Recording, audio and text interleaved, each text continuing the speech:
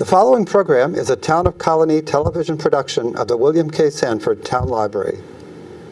It goes all my life's a circle, sunrise and sundown. The moon rolls through the nighttime till the daybreak comes around.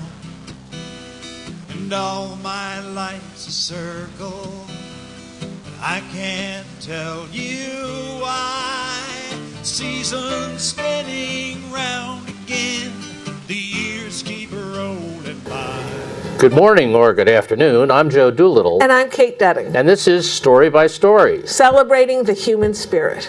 And spirit comes through in stories, or stories reflect spirits, either way, right? Yes, right. Indeed. And it's always good to have kind of a story in your heart, because I think memories and stories kind of carry us. Oh, yes. And that's been true since we began to be people, I think, although I wasn't there at the time. Yeah, but we'll come to more of that a little later. Well, you thought I was? No, you're only a little older than I am. Okay. Barely worth mentioning. Now, for those of you who haven't seen this show before, we do, Kate and I do a little bit of kind of what's going on in storytelling. We have a wonderful resource as a guest storyteller who will help us learn more about storytelling. And then we do a little bit of update on stuff, and then we have a little bit more storytelling. And it's all about storytelling. Mm-hmm. And Kate, what's the most interesting thing you've done in the last couple of weeks relevant to storytelling? Well, I've started a website called AmericansAllOfUs.org. And the subtitle is a storyteller's toolkit for troubled times. Oh. That a lot of storytellers that I know feel that our nation is very divided and are very concerned about it, as I have been. And so I started doing what I do. I collect things I see and I put them on a website. So I've collected stories and videos on 4 topics: reasons for hope, doing what you can, because some people are overwhelmed with what do I have all these issues I want to address, but I wanted to remind people, you're only one person. You can only do what you can. You might want to focus yourself. Americans, all of us, which are stories of all kinds of diversity, and building bridges. Now, Kate, when I hear you begin to describe that, you've given a whole other dimension to storytelling and to you. And you know, I have a friend who co-hosts a TV show about storytelling, and I think we ought to have that as a topic on the show sometime, because you could call it like storytelling for social justice, so we could talk about some of those things. Or somebody referred to it as for social healing. Ah. I thought of it as, storyteller's toolkit. I wanted to give people hope. I wanted to give them some material. Right now, I said, and I should follow my own instructions. So I'm taking one of the videos and making it into a story. Wow. A tellable story. So if folks wanted to check out that webpage, how would they do that? AmericansAllOfUs.org. I'll add a new slide. Right. Because that's a whole other topic, and we will come back to that at one of our shows, because certainly the times speak to that. I have kind of a related story. There's a big conference over near Plymouth, Massachusetts, called Sharing the Fire, which is a gathering of storytellers. And I got to go without having to do anything at all but listen. Mm-hmm. But I did have one responsibility. I was the chaperone of a 21-year-old guest teller who was one of our kids from Children at the Well, Califala Osman, who was a recent grad of SUNY Albany and applying to law school, and just a delightful young guy. And I hadn't been around him in a long time. Mm-hmm, mm-hmm. There's a picture of you that I ran across recently, and he came up to your shoulder then. Yeah. Well, and now you're looking up to him. Now he's 6'2". Yeah. So when I picked him up at his home, he gives me this cappuccino for the road. He made me a cappuccino, and it's got froth on the top of it, and it was sugar. It was sweet. It was the nicest thing. And he says in the car, he says, "Coffee is special to me." And I said, oh, really? He says, well, my grandfather ran a coffee shop in the Sudan. And I said, oh, really? And he gave me the name of the city. And I said, I don't know where that is. He says, well, it's a very important place because it's where the White Nile and the Blue Nile come together. And my grandfather's shop was 2 blocks from the river. So you could get yourself a little coffee and you could walk to the river and you could watch. And you know, where the White Nile comes in, it's clear. And where the Blue Nile comes in, it's cloudy and murky. And they stayed just like that, side by side, for 2 or 3 miles going north until they blend together. And I'm just listening to this poet, you know, describe this thing that he knew as a kid visiting his grandfather.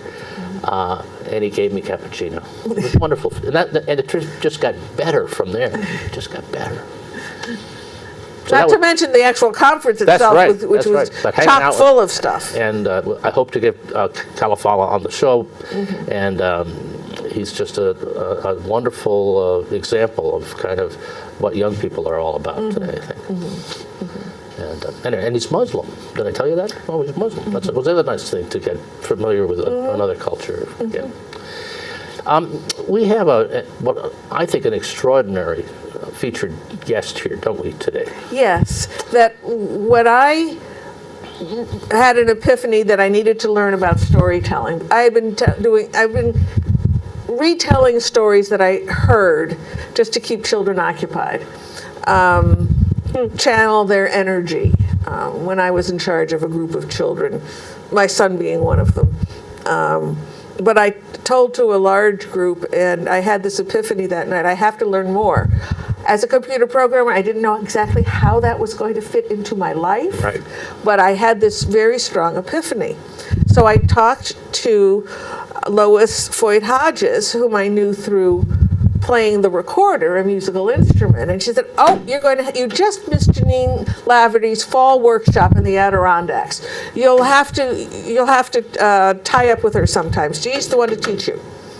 So then I took Jeannine's library class, which she is again offering this year, and that was, I think, 96 that I took the class from you in Saratoga Springs. Well, I wouldn't know, but, Yes, but Lois was still head of children's services at Schenectady County Public Library at that time. And So it was 96 or 97. And so we have Jeannine Laverty here Yes, with us, yes. who's from Saratoga Springs and has a career in writing and editing, but has been a storyteller and has been one of the main encouragers and teachers of many of us. She did point out that I've never taken a class from her. I have watched her and listened to her tell, and I have been sitting in several places in awe of her talent and just love to listen to her voice. And she's a teacher that is able to develop each storyteller's strengths. Some teachers can only clone themselves, and Jeannine is not that kind of teacher. Well, if we could clone anybody, it would be. Well, Jeannine. that would, yes, but Jeannine, it's so nice to have you here. We'll stop talking up to you. Should we let the storyteller speak? I think we should. Now, and you can start anywhere you want. But how did you start in storytelling? Yes. Okay. Well, I started from teaching English as a second language. That was what I set out to do. And so I had a master's degree from NYU in teaching English as a second language, which is different from teaching English as a foreign language. If you're doing English as a foreign language, you go into the country, another country, and teach English, but English as a second language is for people who speak another language, but they want to add English because they're living here. So I was teaching in New York City, and I had children who had come from all over the world. And I started out by telling them stories about American customs, but putting them in the stories because the stories were not necessarily about them yet. So I would tell them about Halloween, for example, and put them in the stories. And then I began to really think. I grew up in Iowa, where everybody that I knew looked pretty much like me, but in New York City, that's where everybody comes. So I began to tell stories from the cultures of the children that I was teaching. Great. And was there a second step from the classroom to kind of telling stories to either adults or other people that weren't students? When did that kind of transition of telling stories to other people? Because Jeannine is a fine storyteller in her own right as well as a teacher. Right. Well, do you mean to adults as opposed to children? Or Yeah, that would be one way of going at it. when did I stop teaching ASL and start doing storytelling more? Is that what you mean? Well, one of the things that happened to me is I realized that I was a storyteller in a performance way rather than as an anecdotal reference during my teachers or lectures or sales calls, and applying the method to a performance, say. Well, performance is a tricky word. It is. It is. Another one of those tricky words. But my focus really for a long time stayed in schools and helping to, and it's what I love to do the most, helping to bring curriculum alive to augment what teachers are doing. So I started working in schools, and say an example, if people are studying deserts, I would find stories from people in very different countries that all have desert and tell those stories to help children understand how people who live in deserts have to live, or people who live in the rainforest live, or people who come from those cultures, the experiences that they had. So, Because I think the first time I ever saw you tell was at Cafe Lena with the Sweetland Storytellers. That was just, the Sweetland Storytellers was Jeannine and 3 other storytelling friends of mine now. And it was magical the way you guys just developed the rapport with the audience and the storyline and the great humor. So that was my first, I think, when I was thinking back, the first time I ever really heard you tell a story was... Really, with Yeah. Sweetland. Well, Sweetland was later down the road, and that happened, I'd been teaching workshops at Sagamore for a long time, both weekend workshops and week-long workshops. And the year that Studs Terkel's collection of oral histories from World War II came out, I decided that those stories were so important that I would volunteer to tell stories in high schools and use my elementary school storytelling to subsidize that work.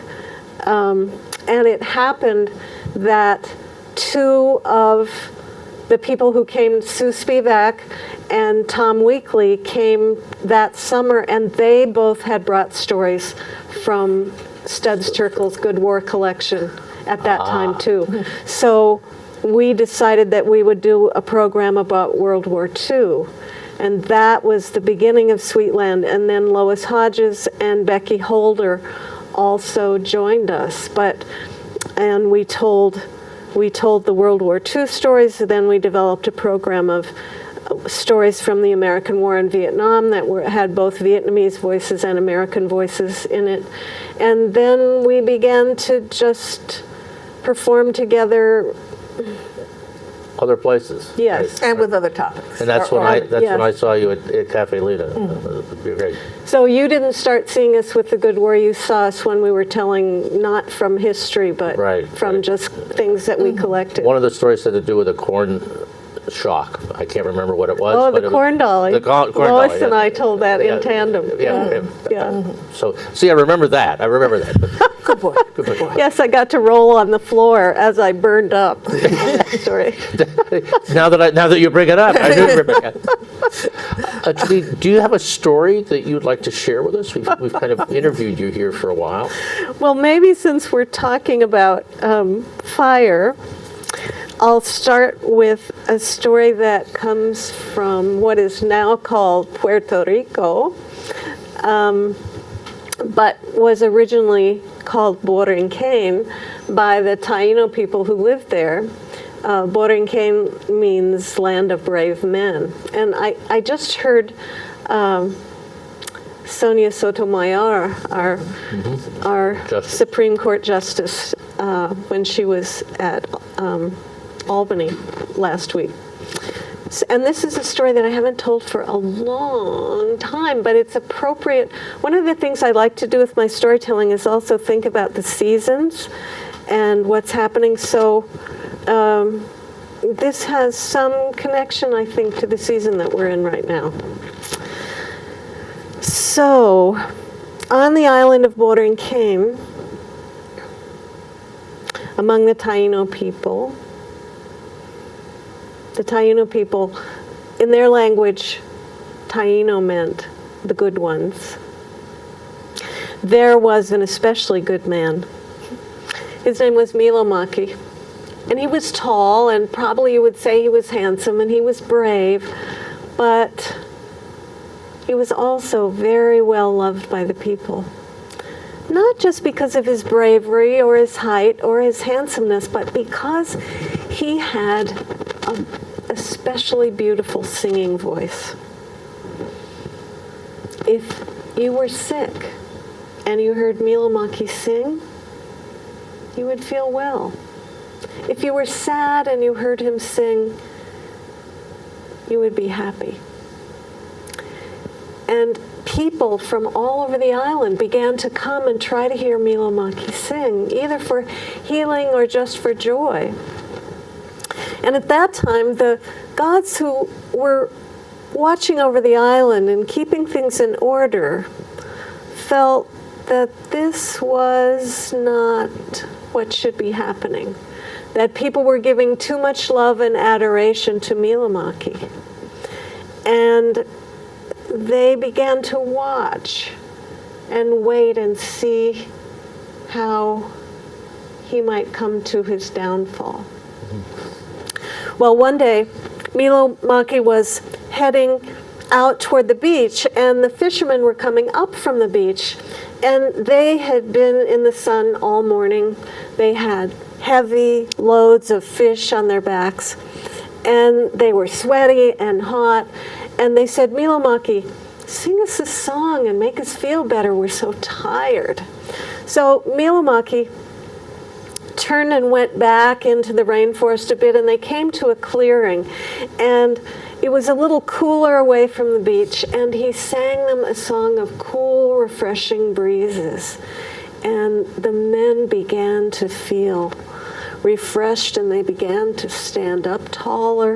And then Milomaki's song changed to a song about warriors brave in battle. And the fishermen, now standing up straight and tall and refreshed and feeling strong, put their fish down and began to do a dance of triumph as if they were warriors. And they danced and sang for a long time until the sun began to go down over the trees. And Milomaki stopped singing, and they came back to themselves, and there were their fish, and they said, oh, our village is waiting for our fish. We have to go. And so they thanked Milomaki, and they picked up their fish, and they went back to the village. And the women who had been gathering herbs and roots cooked the fish, and everyone in the village, they shared the fish with everyone. Everyone in the village had a wonderful meal. But that night, as people slept, they began to feel ill. People began to have cramps and aching in their bellies. They began to have headaches. They began to feel very sick. And the fishermen woke, and they were sickest of all, and they said, this is the fault of Milomaki. Milomaki made us think that we were warriors brave in battle. We forgot that we were fishermen. We forgot what we know. We left our fish in the sun. We forgot that fish must be brought home as quickly as possible from the water, and while they are still close to life and fresh, they must be cooked and eaten. This is the fault of Milomaki. and they were sick, they were weak from being ill, they were angry, and this is the moment that the gods who watched over the island were waiting for. And so they stirred in that anger until it became like flames of rage. And the men were blind with their rage, and they said, "We must find Milomaki and punish him for what he has done." And they went out in the darkness into the rainforest. They stumbled, they looked, they searched, and it was almost morning when they found Milomaki still sleeping. And when they laid hands on him and he woke, he didn't struggle because he looked into the faces of these men. He knew who they were.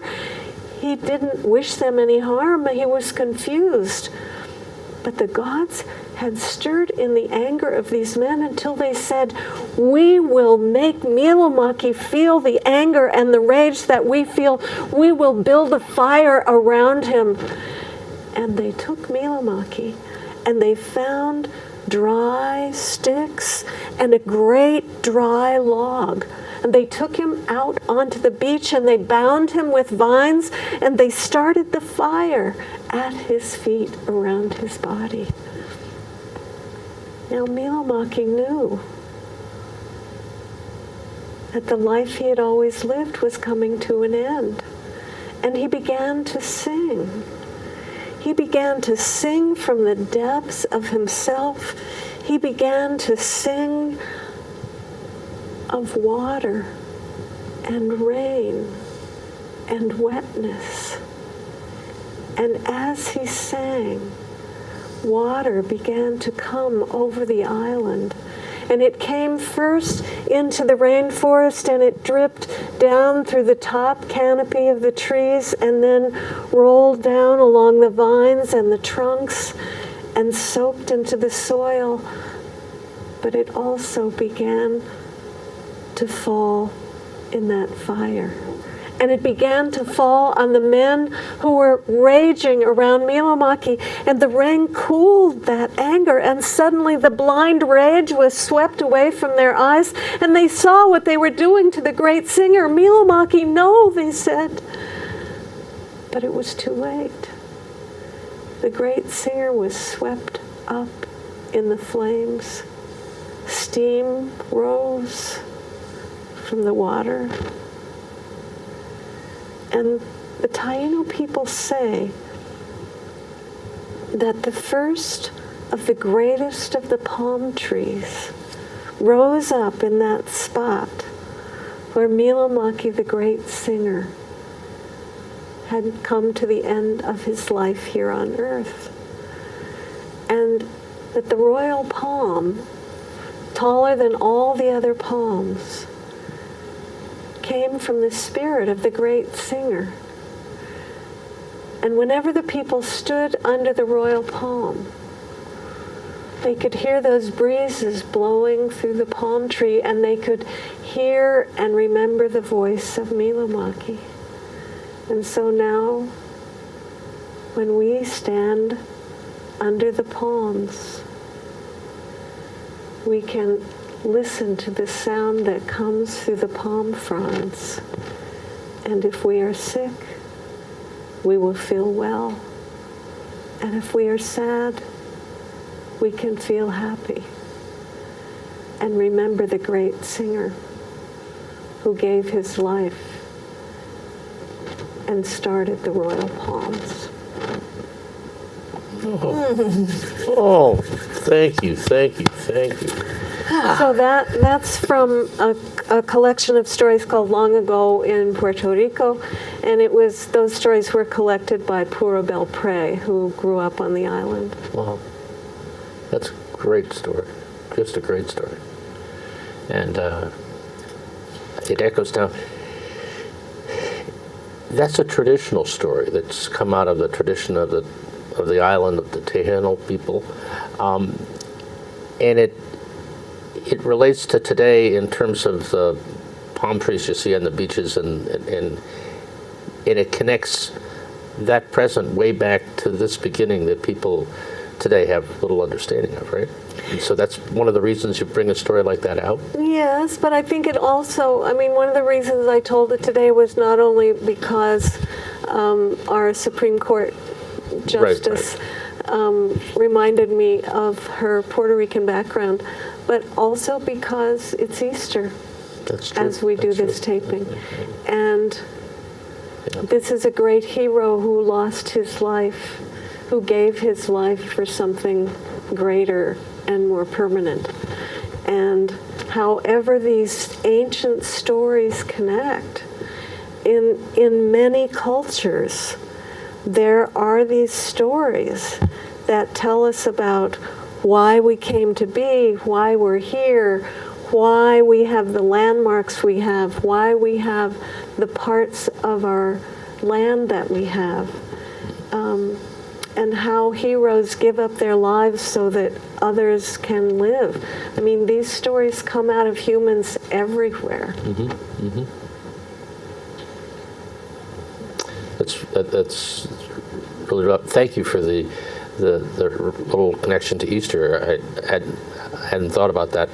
Now that you've brought it up.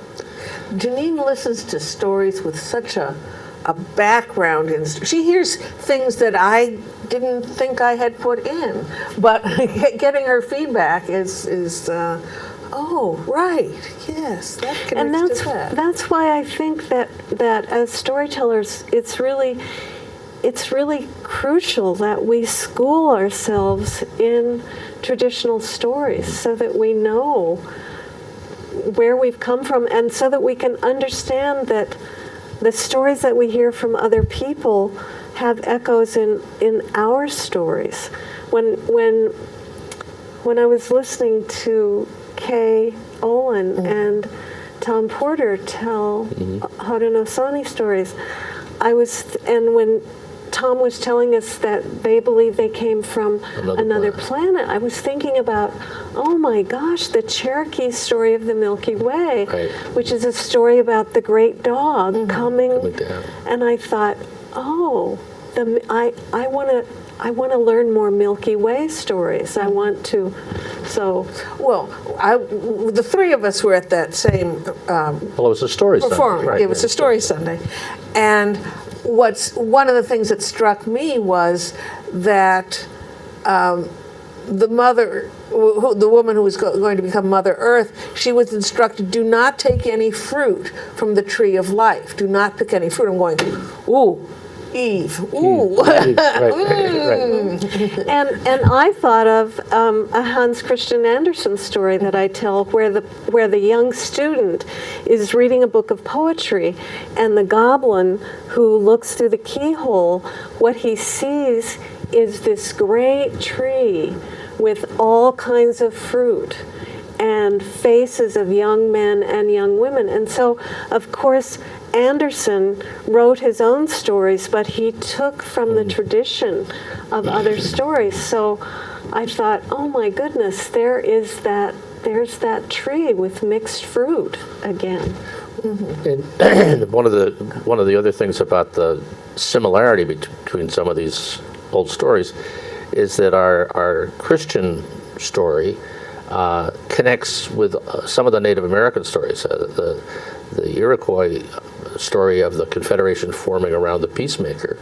The Peacemaker was a larger-than-life character who came and brought love and goodness and connection to the Five Nations. So when Europeans showed up and talked about their Jesus story and thought they were converting the native peoples, they were just kind of combining their story with the one they already had. And we didn't listen carefully enough to their stories, so we didn't understand quite what had happened. And I find that That's a nice way of putting it. Well, yeah, but but it's accurate in terms of the values, and a lot of that, certain. If you look at particularly the Iroquois that I've studied more, but a lot of their whole organizational structure got transferred into the Constitution because of finally beginning to get how they organize.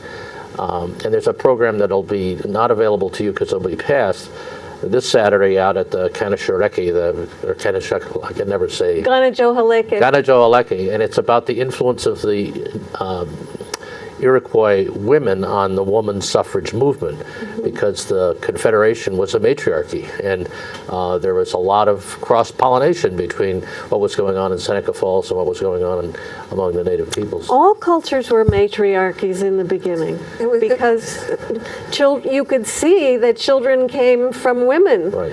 And who knows how the children got there, the men, the fathers, but... And they bled for days every month and didn't die. You tried doing that. I'm not going there, guys. I'm not going there.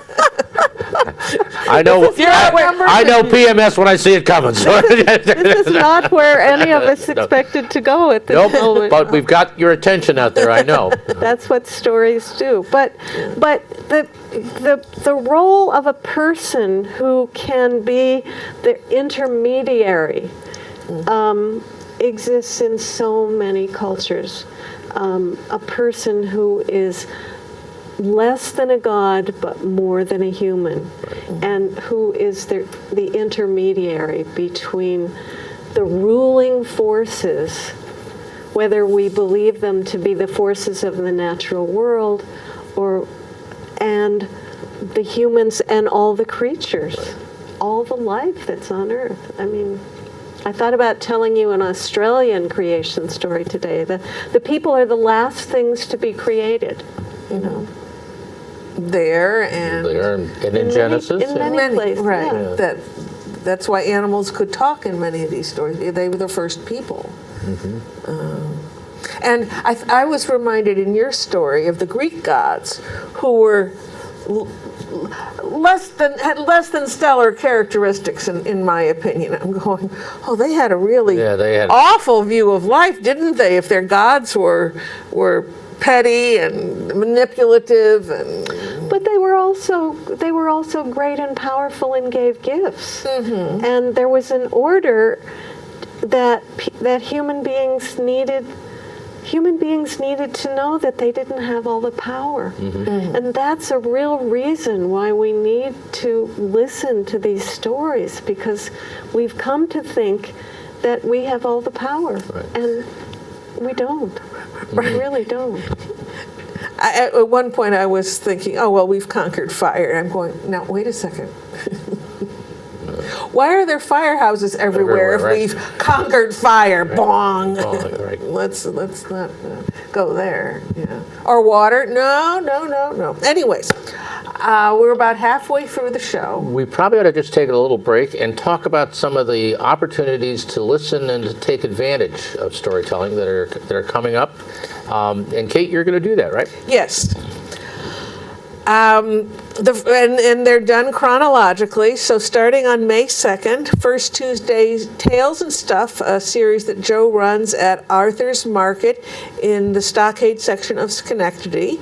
Hopefully the guest will be Kalafala Osman. My traveling cappuccino friend, yes. Yes. A former member of Children at the Well. Then, on Sunday, May 7th, rescheduled from February Snow Day, the last Story Sunday of the season, the 124th Story Sunday, by the way, Voice of the Mountains, Jean Robert Foster, and Adirondack Legacy with Dan Bergeron and Eileen Egan Mack. And that's just a wonderful program with the story of this great lady from the Adirondacks who, if you don't know it, you'll have to come and hear it, coupled with some of Dan's wonderful folk music from the Adirondacks. So it's going to be a very wonderful program. Yeah. We do want to mention that unfortunately it is, since it was rescheduled and we needed to, once the weather becomes good, story listeners are going out about their business elsewhere, we try to schedule it as early in the year as possible. The only room available at the Glenn Sanders Mansion is a handicapped accessible room. There are 19 steps you need to navigate. So we want to make sure people know that if they have problems with stairs, that this is unfortunately not a program that they'll be able to attend. And we don't want anyone showing up and finding out at the last moment. But we only go there the last resort. Right. And probably only 2 of those 124 have been there. Then, Wednesday at the Saratoga Storytelling Open Mic, and Jeannine is one of the organizers of that. On Wednesday, May 10th, the featured teller at Cafe Lena is our friend Christy Keegan. Well worth the trip to Saratoga from wherever you are. And then the rest of the time, she gets about 20, 30 minutes, and then the rest of the time is for other tellers to share. Then, yes, I have them chronologically. 2 days later, May 12th in Albany, Shawnee Evenings, a series that Joe organizes at the Irish American Heritage Museum, will have as featured tellers Barbara McCarthy, and the featured musician is Frank Orsini. Right, and they're a wonderful couple. They aren't a couple, but they perform together. I could listen to Barbara McCarthy talk just because I like to hear her brogue, and it's just a great program. Then the Interfaith Story Circle program, which is a program of the organization withourvoice.org, formerly known as the Interfaith Story Circle of the Tri-City Area, Inc. Their program is on Monday, May 15th, Healing the Earth, with guest teller Stephanie Fox, from 7 to 9 at the Unity Church in Albany. And then the next night, right here in the Colony Town Library, will be the next Story Circle meeting, 6 to 8. That time has changed to fit in with the library's new opening hours and closing hours. Please come to share stories under development. Only telling, not reading, please. Listeners are definitely welcome. And if you're thinking about learning a bit more about storytelling as an art or as method, this is a great opportunity to kind of plug in and listen, or perhaps tell. We encourage newbies to get into the circle and to share a story. So please feel welcome at one of our Story Circle meetings. Yes. Then that Friday on May 19th, Janet Carter organizes a series at the Inquiring Minds bookstore in Saugerties. And she has a guest teller every month. And then we'd like to mention, while we have the last Story Sunday coming up, we are planning our next seasons both at the Glenn Sanders Mansion and at Proctor's. And so we have the dates established. I must put this on the website. It's nice if you put it on your calendar so you're there. And one of the things we did in mentioning Americans, all of us, we chose the themes for the Proctor's programs to be nurturing, building, yep. Awakening, catalysts, the unknown, revelations, always, and celebration is challenges. Challenges. That'll be a good Yes. one. That'll be a good one. Yes. And this goes over a little bit to June, but on the 6th of June, I haven't told you about this, but the program we did at Interfaith on gay and lesbian love stories, stories from the heart. It was a welcome program, and a church, Trinity Presbyterian in Glenville, has invited us to do that program again in their church. And it'll be on the 6th. And Audrey Seidman and I will feature that, but we welcome folks to come and share stories. And the pastors of that church, Tim Combs and his wife, are very wonderful storytellers in the Biblical Storytellers Association. So I think it'll be a very interesting evening and very entertaining. And I would encourage folks to show up, and I'll get you a slide. Okay. And if for some reason you can't get to any of these, or you get to all of them and you still want more stories, you could go on the internet, or the things on TV are disappointing. You can go to storycircle@proctors.org and click on YouTube. We have over 200 stories on demand there now. We've been doing that for 6 years, collecting them there. And most of them come from the guests who have been on this Right. TV show. So Right. if you can remember another guest and want to hear that story, that will be there. Or if you give us about 3 weeks, Jeannine's story will be up there. Yes, and we're also now putting the whole episode on. So if you've been listening and want to tell somebody about it, 3 weeks, a month, something, the whole episode will be there, and then with pointers to where the stories are, the timing of when the stories start. So you can dip in however you want. So we're really, Kate and I are very much the disciples and advocates for storytelling. You figured that out. And we encourage you to kind of catch the bug. Because Actually, I think of myself as an evangelist. You do. But I don't actually say that aloud much because people Much. usually start backing up very quickly when you hear evangelist. well, actually, the good thing is this won't cost you much money, just maybe the price of a ticket to a show. But, you know, okay. We'd like to go back to Jeannine, and Jean, I know you're doing some really great work in the libraries with workshops and programs. Right, libraries, teaching adults, and also in schools. So tell us some about those. Well, I have been doing I've really stopped doing my weekend workshops. I do sometimes small house workshops for 4 people because that's how much space I have for people to work privately as well as work together with the group. But this library workshop that I do, traditionally we've done it every other year. And so this is the year for it, and it takes place over 5 weeks, and I teach people the methods that I use to learn a story, which are both analytical and graphic and physical.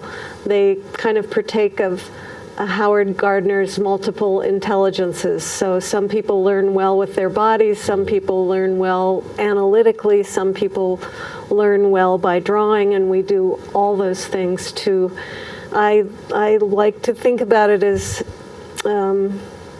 when you're learning a story, it's like learning a friend, learning a person. And so if you take a walk with someone, you learn one thing about them. And if you have a meal with them, you learn another thing about them, and conversation is going on. So we do a lot of exercises to help get acquainted with the story so that eventually the story becomes your language, whether it's a traditional story or a personal narrative story. Or a historical story. Great.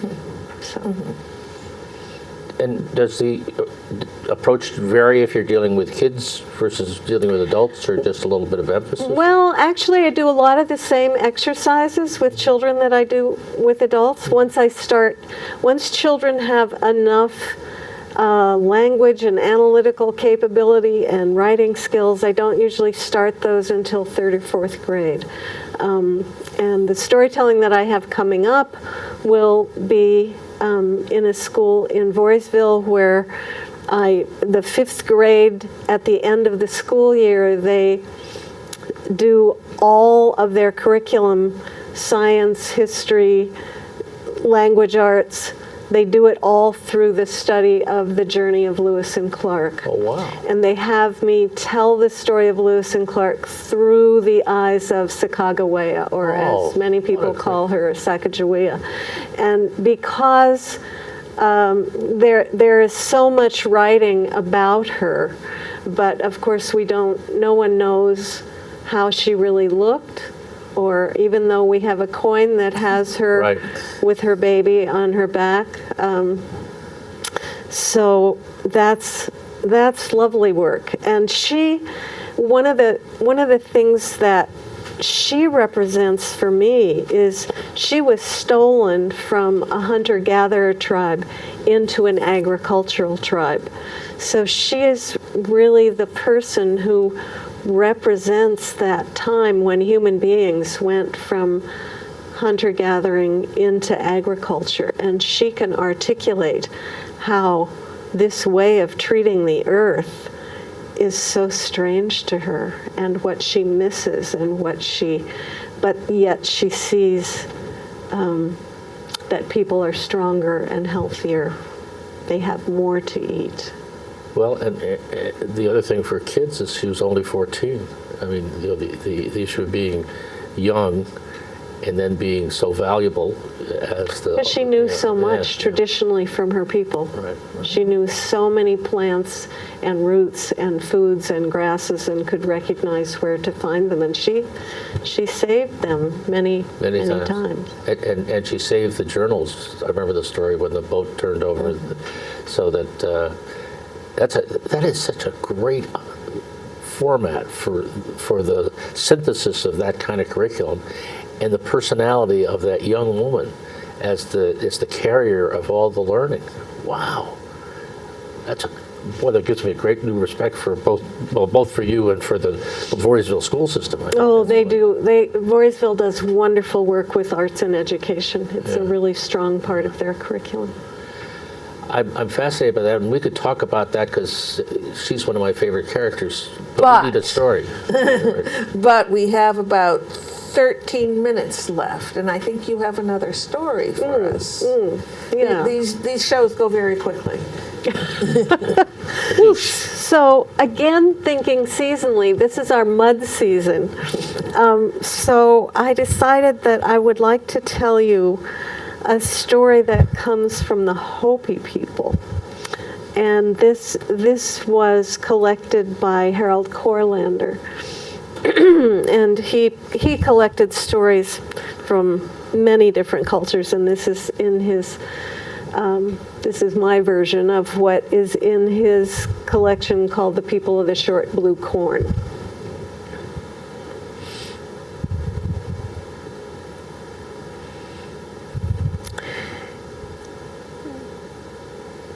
The people had come up from under the underworld. It was still the time of ancient things. But they had divided into clans and decided to make villages. And it was at this time that Gokeng Sowuti, Spider Grandmother, left the people. And she took with her just her 2 boy grandchildren, Palangahoya and Pakonghoya. And she went to live high on the edge of the Black Mesa. Now, these 2 boys were twins, and what one did, the other did also. And at first, life was wonderful for them in this new place. They could explore in any direction they wanted to. They played stickball as they explored. They caught rabbits and brought them back to Spider Grandmother to cook. And they loved not having to share Spider Grandmother's attention with anyone else. But eventually, they began to miss their playmates. They began to miss other human beings. And they said, "Grandmother, where can we find some people to play with?" And she said, "Oh, we are the only people. We are the only human people here on the Black Mesa." Well, the boys didn't like that answer very much. And they talked together and they said, "Spider Grandmother is old. She surely has not explored everything. She must not know. There have to be people here somewhere." And so they went to the west. No people. They got up earlier. They went to the north. No people.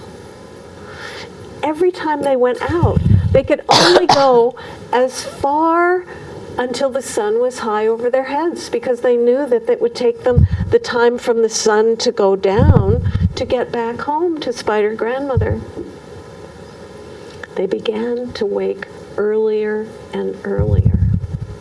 On the time that they went to the east, they woke long before the sun would come into their eyes. And they went as far as they could that day until the sun was over their heads, but still there were no people. Finally, they went to the south. And they started so early. They were in the darkness when they started, and they decided to play stickball as they ran so that they wouldn't be thinking about their legs being tired. They would just be running and chasing that stickball, and they went farther and farther to the south. They climbed up over a huge ridge, and when they looked down, they saw something that they'd never seen before. They saw water bubbling up out of the ground. And they saw around that water, there were tall, slender plants. We would call them reeds. They had never seen these plants in the dry place that they had lived before or any place else on the Black Mesa. They went down toward that place, and as they got closer to where the water was bubbling up out of the ground, they noticed that their feet were sinking into the earth. It was soft. They took off their moccasins, and the closer they got to that water, the more their feet sank into the earth, and for the first time, they saw their footprints in that soft, muddy soil. And before they knew it, without talking, without planning, they were sitting down in that mud, and they were taking that mud into their hands, and they were making people, little men and women and boys and girls. And then they had so many people made out of mud that they began to make a village that looked like the village they remembered, where they had lived before they came to the Black Mesa with Spider Grandmother. They made places, and they built houses that were square and flat. They made a kiva for the men to go down under the ground. They made women grinding corn and boys and girls wrestling to be strong. They made men weaving cloth. But then they noticed that the sun was much more than over their heads. It was beginning to go down. And by the time they got back to Spider Grandmother, it was dark.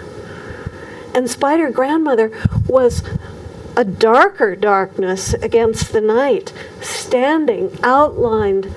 And she said, "Where have you been? I have been waiting for you so long."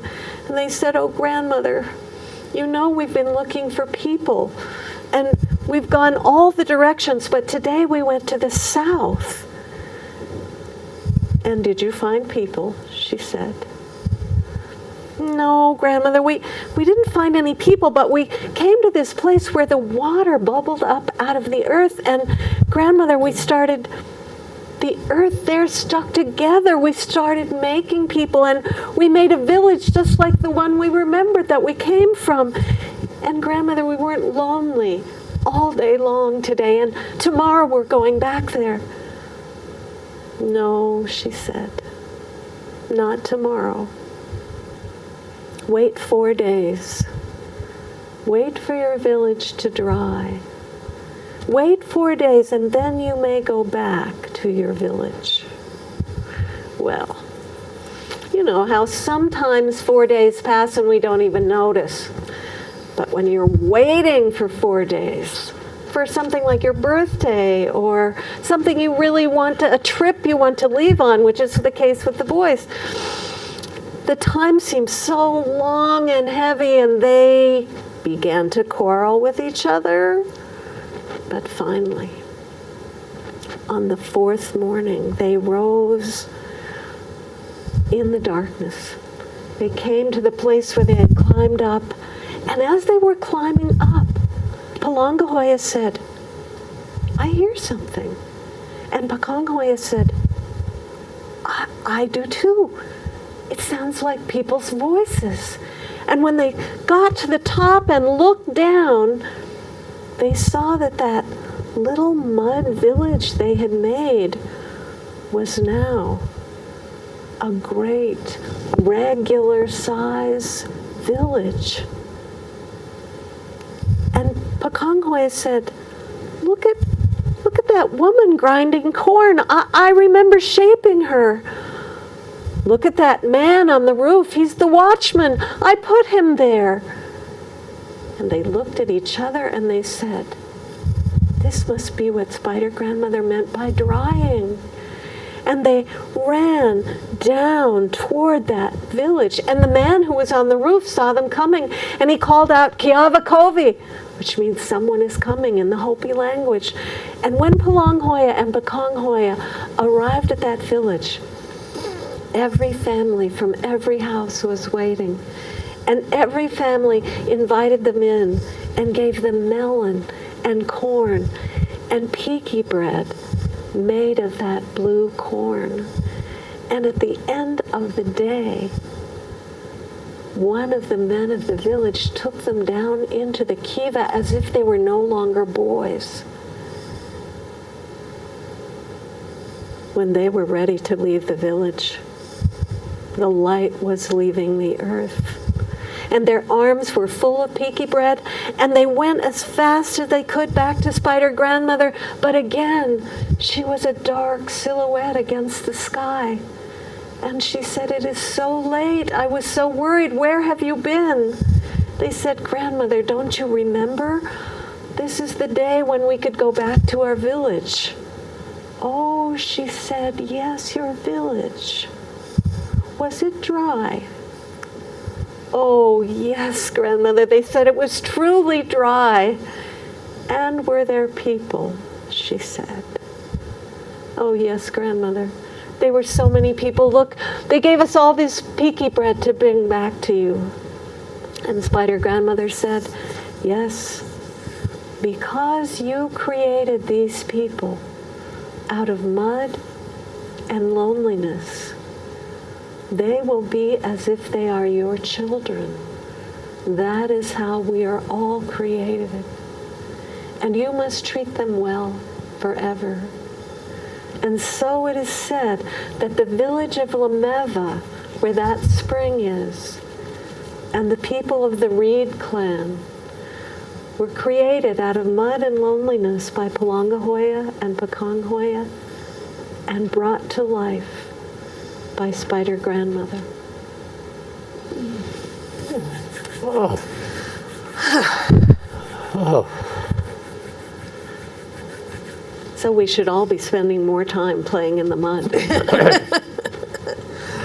But I don't have a Spider Grandmother, I don't think. You know, that it's just a wonderful story to listen to, whether you're a big person or a little person. And you do it so vividly. That was particularly the part about them squishing in the mud. I thought, but it just it's a powerful thing. Well, imagine seeing your footprints for the first time. I mean, this is a story about consciousness, right. About coming to consciousness. It's an ancient story about what we all do. We begin to see the place where we are.